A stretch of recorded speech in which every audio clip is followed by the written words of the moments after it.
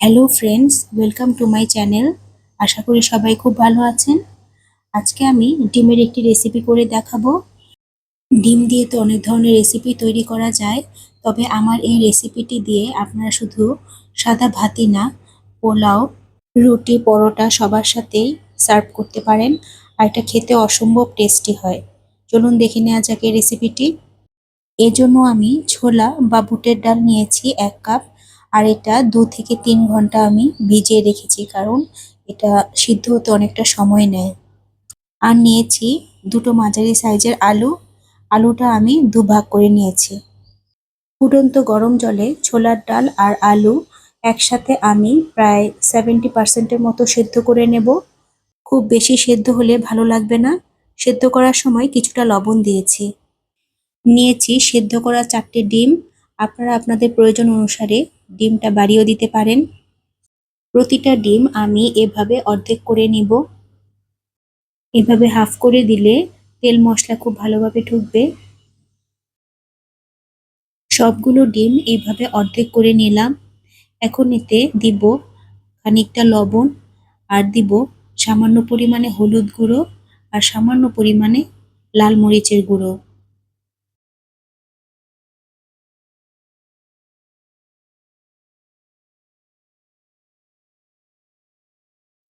ডিমগুলোর গায়ে হলুদের গুঁড়ো, মরিচ আর লবণ খুব ভালোভাবে হাত দিয়ে মিশিয়ে মেখে নিতে হবে। এভাবে মশলা মাখানো ডিমগুলো তেলে ভাজলে তখন খেতে খুবই টেস্টি হয়। অপরদিকে ডাল আর আলুগুলো প্রায় 70% এর মতো সেদ্ধ হয়ে গেছে। আমি জল থেকে উঠিয়ে নিব। একটি কড়াইতে খানিকটা তেল গরম করে আমি মশলা মাখানো ডিমগুলোকে হালকা করে ভেজে উঠিয়ে নিব। ভাজার সময় অবশ্যই কুসুমের দিকটা নিচের দিকে দিবেন, এতে করে সাদা অংশ থেকে কুসুমটা বের হয়ে যাবে না।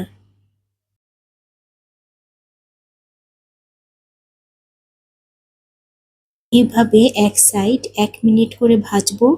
আবার উল্টে দিয়ে অপর সাইডও একইভাবে ১ মিনিটের মতো ভেজে উঠিয়ে নিব। এভাবে করে ভাজলে একটা ডিম থেকেও কিন্তু কুসুম বের হয়ে যাবে না। আর আমার এই রেসিপিটি যদি ভালো লাগে, তাহলে অবশ্যই আমার চ্যানেলটিকে সাবস্ক্রাইব করে আমার পাশে থাকবেন। আর লাইক, শেয়ার ও কমেন্টস করবেন। পাশে থাকা বেল বাটনটি অবশ্যই প্রেস করবেন। এতে করে নতুন ভিডিও আপলোড হওয়ার সাথে সাথে আপনারা নোটিফিকেশনে পেয়ে যাবেন। এভাবে এক এক করে আমি সবগুলো ডিম ভেজে উঠিয়ে নিচ্ছি।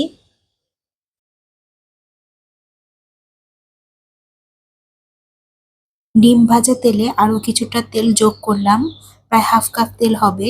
এই তেলটি গরম করে এতে তেজপাতা আর গোটা জিরে সামান্য একটু ফোড়ন করে নিব। আর তাতে দিব গোটা গরম মশলা, দারচিনি, এলাচ আর লবঙ্গ। কিছুটা ভাজা হলে দিব পেঁয়াজ কুচি হাফ কাপের মতো। পেঁয়াজ কুচি খুব লাল করে ভাজবো না, হালকা নরম করে ভেজে নিব। আর এতে দেব আগে থেকে বেটে রাখা আদা, রসুন আর পেঁয়াজ বাটা। মিক্সিতে আমি একটি বড় সাইজের পেঁয়াজ, ৪-৫ কোয়া রসুন আর ২ ইঞ্চির মতো আদা একসাথে বেটে মিহি পেস্ট করে নিয়েছি। এখন অল্প পরিমাণ জল দিয়ে খুব ভালোভাবে সময় নিয়ে কষিয়ে নিব। মশলা যত ভালোভাবে কষানো হবে, গ্রেভিটাও খেতে খুব ভালো লাগবে। এখন এতে যোগ করব হাফ চা চামচ হলুদের গুঁড়ো আর ১ চা চামচ লাল মরিচের গুঁড়ো। সবকিছু খুব ভালোভাবে কষিয়ে নিতে হবে।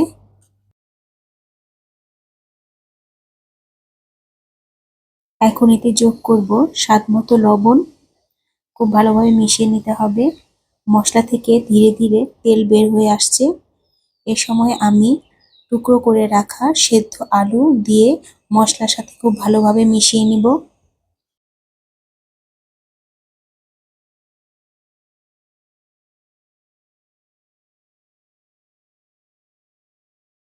মশলার সাথে আলু ২-৩ মিনিট ভালোভাবে কষানোর পর এখন দিব সেদ্ধ করা ছোলার ডাল। এটাও মশলার সাথে খুব ভালোভাবে মিশিয়ে নিতে হবে।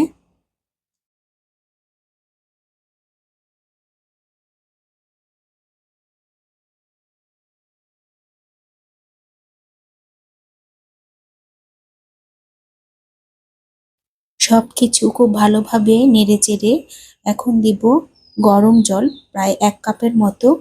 এখানে অবশ্যই গরম জল দেওয়ার চেষ্টা করবেন, এতে করে তরকারির টেস্টটা খুবই ভালো আসে। সবকিছু খুব ভালোভাবে মিশিয়ে নিব আর ঝোলটা ফুটে ওঠার জন্য ওয়েট করব। ঝোলটা ফুটে উঠলে দিব স্বাদমতো চিনি আর এতে দিব কটা আস্ত কাঁচামরিচ। ছোলার ডাল একটু মিষ্টি মিষ্টি খেতে ভালো লাগে, তাই অবশ্যই অল্প করে একটু চিনি দিবেন। যেহেতু ডাল আর আলু আগে থেকেই 70% সেদ্ধ করা আছে, তাই সেদ্ধ হতে খুব একটা সময় লাগবে না। হ্যাঁ, সবকিছু খুব ভালোভাবে সেদ্ধ হয়ে গেছে। এতে দেব আগে থেকে ভেজে রাখা ডিম। ডিমগুলো দেওয়ার পর একটু সাবধানে নাড়িয়ে দিতে হবে, তা না হলে ডিমগুলো ভেঙে যাওয়ার সম্ভাবনা থাকবে। ডিমের ভেতর গ্রেভিটা যেন ভালোভাবে ঢোকে, সেজন্য একটু সাবধানে নাড়িয়ে চাড়িয়ে দিচ্ছি। এই রেসিপিতে খুব বেশি ঝোল থাকে না, তাই আমি খুব বেশিক্ষণ ফোটাবো না। আর নামানোর পর ঝোলটা এমনিতেই কিছুটা ঘন হয়ে আসবে। সব শেষে নামানোর আগে দেব 1 চা চামচ ঘি। এই ঘিটা দিলে রেসিপির টেস্টটা অনেক গুণ বেড়ে যায়। আপনারা অবশ্যই শেষে একটু ঘি দেওয়ার চেষ্টা করবেন। ভালোভাবে নেড়েচেড়ে আমি এরপর চুলা বন্ধ করে প্রায় 10 মিনিট স্ট্যান্ডিং টাইমে রাখবো। 10 মিনিট পর পরিবেশন করুন ভীষণ মজার ছোলার ডাল দিয়ে ডিমের কারি।